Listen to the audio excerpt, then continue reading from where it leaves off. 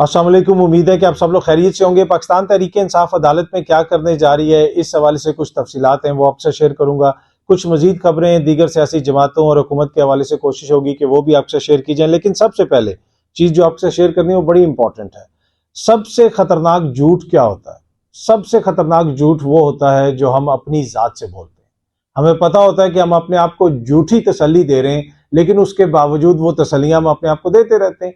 हमें पता होता है कि कल ये काम हम दोबारा नहीं कर सकेंगे, ये बड़ा इंपॉर्टेंट काम है, हमने आज ही करना है, या हम में इतनी हिम्मत या इस्तात नहीं है कि ये काम हम कर सकें, लेकिन उसके बावजूद हम अपने आप को कह रहे होते हैं यार बस वो मैं कल कर लूंगा, कल से डाइटिंग शुरू, कल से जिम शुरू, कल से पढ़ाई शुरू, बस इम्तिहान में 30 दिन रह गए, बस 29 दिन जब रह जाएंगे तब से मैं शुरू कर दूंगा, बस जो प्रैक्टिकल होना है उससे 4 दिन पहले मैं ये कर लूंगा। तो ये वो सारे झूठ होते हैं जो सम टाइम हम, जिसे आप कह सकते हैं बेध्यानी में, सम टाइम जानबूझ के अपनी जात से बोलते हैं, और ये बड़े खतरनाक झूठ होते हैं। इसी तरह कौमों की जिंदगियों में भी वो झूठ बड़े खतरनाक होते हैं जो एज ए कौम, एज ए मुल्क हम अपने आप से बोलते हैं।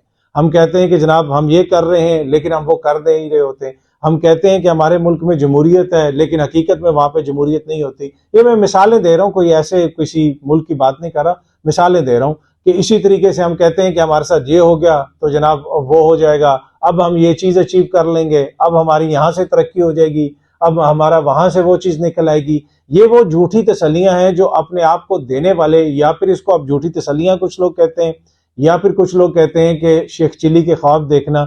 जो लोग इस तरह की चीजों में पड़े रहते हैं वो कभी भी अपना काम नहीं कर सकते। हकीकत ये है कि जब तक आप अपने आप से झूठ बोलते रहेंगे कभी भी आप कुछ अचीव नहीं कर सकेंगे, चाहे एज ए कौम, एज ए मुल्क, या एज ए इंडिविजुअल, आप आम एक आदमी के तौर पे, एक इंफरादी शख्स के तौर पे। जिस तरह मैंने अर्ज किया कि हम बहुत सारी ऐसी बातें करते हैं, बहुत सारे ऐसे दावे करते हैं जो हमें पता होता है कि ये नहीं हो रहे, लेकिन उसके बावजूद हम वो करते रहते हैं। जमहूरियत की मिसाल हम दें कि जी बार बार हम जमहूरियत की बात करते हैं, बार बार हम आइन की बात करते हैं, लेकिन क्या हकीकी मानों में वहां पे जमहूरियत होती है? क्या हकीकी मानों में वहां पे आइन की सूरत वैसी होती है जैसे नहीं होनी चाहिए? ये मैं ओवरऑल बात कर रहा हूँ। आप सोच सकते हैं कि किसी जमहूरी मुल्क के अंदर 3 महीने से एक्स बंद हो और कोई अदालत उसको खोले ना। अब जमहूरियत के अंदर तो अवाम के जो फंडामेंटल राइट्स हैं उसको प्रोटेक्ट किया जाता है।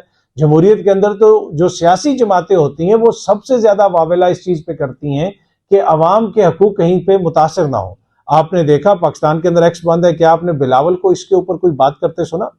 क्या आपको शहबाज शरीफ साहब की जानिब से इसके ऊपर कोई बयान सुनाई दिया कि ये क्यों एक बुनियादी चीज है, एक फंडामेंटल राइट है, राइट टू एक्सेस जो है इंटरनेट तक, रसाई इंटरनेट तक, अब वो अक़वाम मुत्तहिदा की नजर में भी एक बुनियादी जमहूरी इंसानी हकूक है। लेकिन जितनी भी बड़ी जमहूरी जमातें हैं, क्या उनमें से आपने सुना किसी ने इसको अपना मुकदमा बनाया हो, इसके ऊपर तकरीरें की गई हो, इसके ऊपर रेजोल्यूशन पास की गई हो, इसके ऊपर सेनेट में बात हुई हो, इसके ऊपर कौमी असेंबली में कोई करारदाद पेश की गई हो? ये मैं हुकूमती जमातों की बात कर रहा हूँ जो ये कहते हैं कि हमारे पास बहुत ज्यादा वोट बैंक है, हमारा अगर आप वोट बैंक देखें तो वो तहरीक इंसाफ से बहुत ज्यादा है। लेकिन जमहूरियत में तो जमहूर के हकूक का तहफ़्फ़ुज़ किया जाता है, लेकिन एट द सेम टाइम हम डंके की चोट के ऊपर अपना सीना ठोक के कहते हैं कि पाकिस्तान में जनाब हमने जमहूरियत के लिए बड़ी खिदमत अंजाम दी है। ये मैं जमहूरी जमातों की बात कर रहा हूँ, लेकिन इनमें से कोई भी उसके ऊपर बात नहीं करता। दूसरी तरफ जिस तरह मैंने अर्ज किया कि मामलात जो है, ये एक्स वाला मामला ही आप देख लें, ये हाई कोर्ट्स में पड़ा हुआ है, क्या वहां से अभी तक रेमेडी हुई? ये कैसे हो सकता है एक मुल्क में एक सोशल मीडिया प्लेटफॉर्म 3 महीने से बंद हो और वो मुल्क ये दावा करे, उस मुल्क की हुकूमत ये दावा करे कि जनाब हम एक जमहूरी मुल्क हैं, हम लोगों के राइट्स को प्रोटेक्ट करते हैं, हम लोगों के राइट्स को ऑनर करते हैं, हम लोगों के राइट्स को रिस्पेक्ट करते हैं, लेकिन वो आपको नजर नहीं आ रहा। पर एनीवे, ये वो सारे इज्तिमाई झूठ हैं जो हम अपने आप से बोलते हैं। कभी तरक्की के नाम पे झूठ बोलते हैं, कभी इन्वेस्टमेंट के नाम पे बोलते हैं, कभी किसी और नाम पे बोलते हैं, कभी कहते हैं जनाब जिनीवा कॉन्फ्रेंस में हम गए तो हमें इतने अरब डॉलर आ गया। अब यकीनन हो सकता है कि ये आ रहे हों डॉलर और ये झूठी तसल्ली ना हो, ये एक हकीकत पर मबनी चीज हो, तो जरूरी है कि अब अवाम को बताया जाए। ये सामने आप देख सकते हैं कि मुख्तलिफ किस्म की खबरें जो है एक जमाने में रिपोर्ट हुई जब PDM की पिछली हुकूमत थी कि जिनीवा कॉन्फ्रेंस को बड़ा कामयाब करार दिया गया और कहा गया कि वहां से पाकिस्तान को 9 अरब डॉलर मिल रहे हैं और इससे पाकिस्तान में जो बहुत सारा काम होगा, जो आबादकारी होगी, सैलाब मुतासरीन की होगी। तो इस 9 अरब डॉलर वाली ये जो हमने अपने आप को झूठी या सच्ची तसल्ली दी थी, इसकी क्या अपडेट है? हुकूमत हमें बताए ताकि हमें सच्ची इत्मीनान हो जाए। ये आप सामने देख सकते हैं कि 12 जनवरी 2023 की खबर है नवाए वक्त की कि दुनिया ने हम पे एतमाद किया, डिफॉल्ट का प्रोपेगेंडा करने वालों को मुंह तोड़ जवाब मिला इत्तेहादी हुकूमत। जनाब ये इत्तेहादी हुकूमत ने कहा था कि 9.7 अरब डॉलर के वादे किए हैं दुनिया ने। सबसे बड़ी इमदाद का ऐलान इस्लामिक डेवलपमेंट बैंक ने किया है और कितने अरब डॉलर का जनाब वो किया। और वज़ीर आज़म ने कहा है कि जिनीवा कॉन्फ्रेंस में अक़वाम आलम ने पाकिस्तान की हुकूमत और अवाम पर भरपूर एतमाद का इजहार किया। अब ये वो इज्तिमाई गलत फहमी है जो हम अपने आप को तसल्ली देते हैं कि पूरी दुनिया ने हम पे एतमाद किया, कौम पे भी और हुकूमत पे भी। अब बता दें कि इस 9 अरब डॉलर से और बाकी जो अरब डॉलर आने थे उसमें से कितना आया, हो सकता है आ गया हो। आ गया है तो हुकूमत हमें बता दे किस जगह पे लगा है। अभी तक तो हमें यही सुनने में आ रहा है कि जनाब 1 अरब उससे लेना है तो 1 अरब उससे लेना है। उसी मुश्किल में हम फंसे हुए हैं। लेकिन पूरी दुनिया पाकिस्तान पे कितना एतबार करती है, कितना एतमाद करती है और पाकिस्तान की कौम पे कितना एतमाद करती है वो हमारे सामने है। हम अपने आप से बोल सकते हैं झूठ सच, अगर हम चाहें तो बोलते रहें। एक और खबर जनाब, ये 10 जनवरी 2023 की खबर है, जियो की खबर है। हुकूमत ने जिनीवा कॉन्फ्रेंस को पाकिस्तान की बड़ी कामयाबी करार दे दिया। आलमी इदारों से इज़हार तशक्कर। अब इज़हार तशक्कर तो हमने किया है, लेकिन क्या ये सिर्फ तसल्ली दी है आलमी दुनिया ने, या अब तक कितने डॉलर आए बता दिए ना हुकूमत। अगर 10 अरब प्लेज हुआ था तो हुकूमत बता दे इन रियल टर्म्स में कि कितना पैसा, कितना कैश पाकिस्तान के अंदर ट्रांसफर हुआ है और कितनी आबादकारी हुई है। 10 अरब तो बड़ी रकम होती है, 10 अरब डॉलर। ना सिर्फ यहां तक बात रुकी बल्कि शहबाज शरीफ साहब ने भी ट्वीट किया था जनाब 11 जनवरी 2023 को। उन्होंने कहा था कि Islamic development bank is the largest contributor to over 9 billion pledged at conference. We are extremely grateful to IDB, Islamic Development Bank, board members and member countries for their kind gesture of committing $4.2 billion. अब इसमें से कितना आ चुका है I don't know, which will help us significantly in our reconstruction efforts. तो ये reconstruction efforts में जनाब कितना पैसा आया। इसके अलावा एक और ट्वीट भी शहबाज शरीफ साहब ने 11 तारीख को ही की थी वर्ल्ड बैंक के हवाले से, और उसमें भी कहा था कि World Bank is a long time development partner of Pakistan. I thank Mister David Malpass. आगे उन्होंने उनका कोई ट्विटर के ऊपर गालिबन टैग करने की कोशिश भी की लेकिन वो टैग नहीं हुआ। The president of world bank, उसको उन्होंने टैग किया। और group for pledging $2 billion for recovery reconstruction, सारा ये जो मसला है। और ये जो रेजिलियंट पाकिस्तान कॉन्फ्रेंस थी इन जिनीवा, उसी के उसमें वर्ल्ड बैंक ने भी 2 बिलियन प्लेज किया था। तो ये तो बहुत बड़ी रकम थी। इसमें से कितनी रकम आई, किधर गई, अभी तक हमें नहीं पता। लेकिन उम्मीद है कि जनाब ये रकम आ जाएगी और ये सिर्फ तसल्ली नहीं होगी। इस तरह मैंने पहले भी अर्ज किया कि कौमें तभी तरक्की करती हैं जब वो हकीकी मानों में अपनी चीज़ों को पॉइंट आउट करें, हकीकी मानों में देखें कि कहाँ पे हमारी कमी है, कहाँ पे हमारी कमजोरी है। जब तक हम उसको दूर नहीं करेंगे तो अपने आप को झूठी तसल्लियां देने से कोई फर्क नहीं पड़ेगा। पर एनीवे ये जो फिगर्स वगैरह कोट हुए हैं, आई एम नॉट सेइंग कि ये फिगर और वगैरह कोई झूठे हैं। ये उस वक्त खबरें आई थी, हुकूमत ने दावा किया था। मैं सिर्फ ये पूछ रहा हूँ कि क्या ये पैसा पाकिस्तान में आ गया है। अगर ये आ गया है तो यकीनन इसकी जो तफसीलात हैं वो कौम के साथ शेयर की जाएं ताकि कौम को भी तसल्ली हो कि जनाब हमारा जो रिकंस्ट्रक्शन का काम है और जो डॉलर की कमी की बातें होती हैं, तो अगर दुनिया हम पे इतना एतमाद कर रही है, इतने डॉलर्स हमें सिर्फ इस तरह प्लेज कर रही है, तो फिर इन्वेस्टमेंट तो बहुत बड़ी यहाँ पे आनी है। अच्छा, पाकिस्तान तहरीक इंसाफ ने काजी फाइज ईसा साहब पे अदम एतमाद का इजहार किया है। कुछ जो उनके सीनियर वकला हैं, खुसूसन हामिद खान साहब, वो इस चीज़ के खिलाफ हैं। वो टीवी प्रोग्राम्स में भी आके कह रहे हैं कि हमने काजी फाइज ईसा साहब पे अदम एतमाद का इजहार नहीं किया। लेकिन उनकी जो कोर कमेटी है उन्होंने बाकायदा कहा है कि काजी फाइज ईसा साहब के जो फैसले हैं वो बायस हैं, वो एक तासुब रखते हैं। उन्होंने इमरान खान साहब को लाइव नहीं आने दिया, कहा कि वो सियासी बात करेंगे, लेकिन खुद वो हर मुकदमे में सियासी बात करते हैं। वो फैजाबाद धरने में 9 मई की बात कर देते हैं, वो जनरल अयूब के पोते की बात कर देते हैं, वो हर चीज पीछे ले जाते हैं। वो बिलावल को बुला के भुट्टो का जो मुकदमा है उसको लाइव स्ट्रीम करते हैं, वहां पे भी सियासी बातें होती हैं। तो हर चीज में जनाब वो खुद जो ये सब कुछ करते रहते हैं। ये मैं नहीं कह रहा, ये पाकिस्तान तहरीक इंसाफ की जो कोर कमेटी ने एलामिया जारी किया है, जो बातें की हैं, ये उसकी खबर मैं आपको दे रहा हूँ।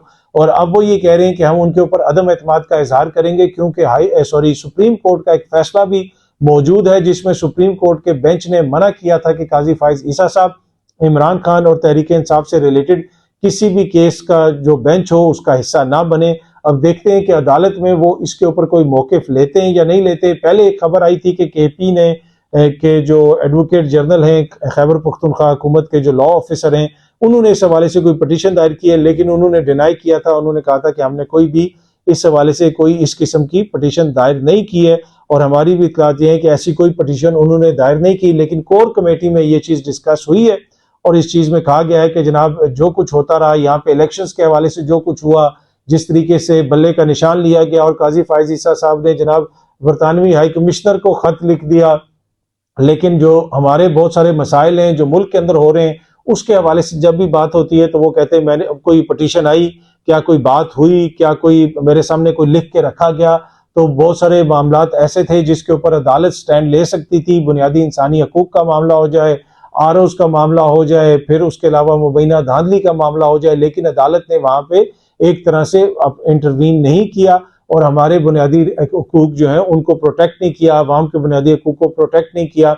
ये पाकिस्तान तहरीक इंसाफ का मौक़िफ़ है, वो ये कह रहे हैं और वो ये मौक़िफ़ अब अदालत के सामने रखने जा रहे हैं। अब देखते हैं वो रखते हैं कि नहीं रखते, क्योंकि इसके ऊपर हामिद खान साहब की जानिब से बड़ी मुखालफत की जा रही है, लेकिन जो तहरीक इंसाफ के दीगर लीडरशिप है वो इसके ऊपर बिल्कुल बज़िद है कि जनाब इसके ऊपर हमें वाज़ेह स्टांस लेना चाहिए। उसी तरह जो सोशल मीडिया के ऊपर उनकी चीज़ें चल रही हैं, कुछ जमात के लोग हैं वो उसकी मुखालफत कर रहे हैं। अली मोहम्मद खान साहब जैसे हो गए लोग, अली मोहम्मद खान साहब ने माजी में जो सुन्नी इत्तेहाद कौंसिल से पहले MWM में शमूलियत का जो मामला था कि वो जो रिजर्व सीटों का सारा मसला पड़ा हुआ है, उसमें भी उन्होंने बड़ी मुखालफत की थी और कहा था कि जनाब उनके साथ शामिल नहीं होना चाहिए, शामिल हमें किसी सुन्नी इत्तेहाद कौंसिल के साथ होना चाहिए। लेकिन उसके बाद फिर वो रिजर्व सीटों वाला बड़ा मेस क्रिएट हो गया। पर एनीवे वो ये समझते हैं कि इमरान खान साहब अभी जेल में हैं, उनको बाहर निकालना चाहिए, मजीद उनके लिए मुश्किलात हो सकती हैं। दूसरी तरफ इमरान खान साहब अपने वकला को कहते हैं कि जेल में मैं हूँ, मुश्किलात मुझ पे हैं, तो आप जाएं बाहर, आप जो कर सकते हैं आप करें, कोई अगर हुकूमत मेरे साथ करेगी तो मेरा मसला है,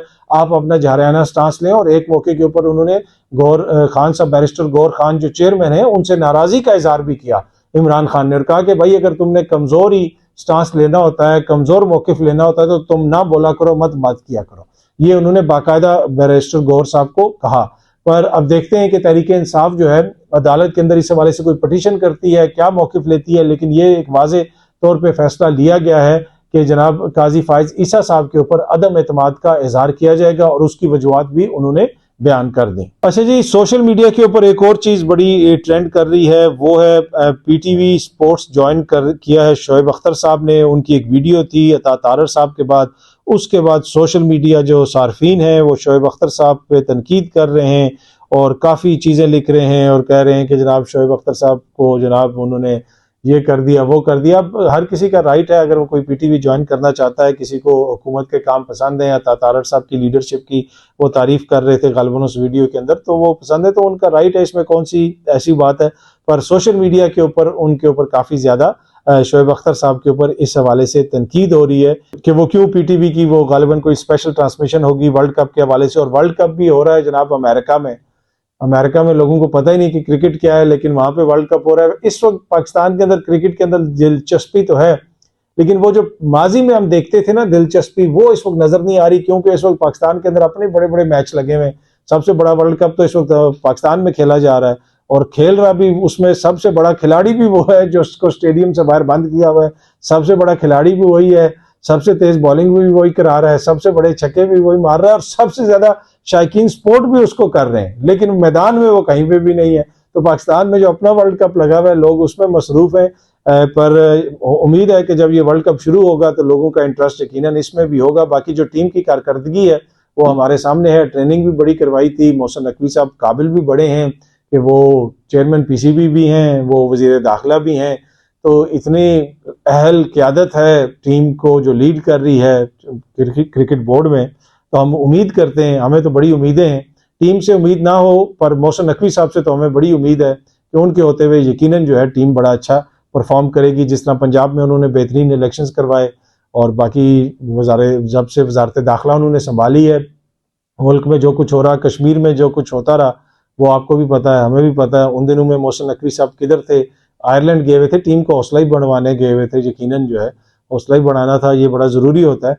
पर हमें उम्मीद है जनाब कि मोहसिन नकवी का जो क्रिकेट बोर्ड है वो यकीनन इस वर्ल्ड कप में अच्छी परफॉर्मेंस देगा और प्लेयर्स को तो वो आपको पता है, जब वो टॉक करते हैं उन्होंने कहा था कि जनाब किसी किस्म की जनाब वो बर्दाश्त नहीं करेंगे, मेहनत करें, ये करें वो करें। देखते हैं कि प्लेयर्स जो है कैसा परफॉर्म करते हैं। हमारी नेक तमन्नाएं जो हैं वो हमारी टीम के साथ हैं। बहुत जल्दी आप सब दोस्तों से दोबारा मुलाकात होगी। Thank you very much.